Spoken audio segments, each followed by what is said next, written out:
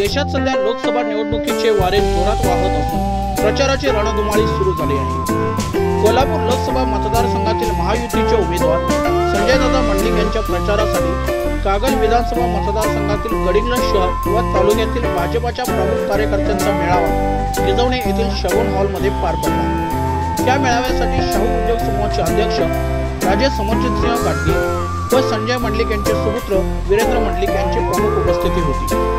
त्यावेळी बोलताना सर्वच मान्यवरांनी अब की बार 400 पारचा नारा दिला आणि 400 पार करण्यासाठी कोल्हापूर लोकसभा मतदारसंघातून महायुतीचे अधिकृत उमेदवार संजयदादा मंडलिक यांना 7 तारखेला धनुष्यबाण चिन्हासमोरील बटन दाबून प्रचंड मताने विजयी करणे गरजेचे आहे असे आवाहन केले।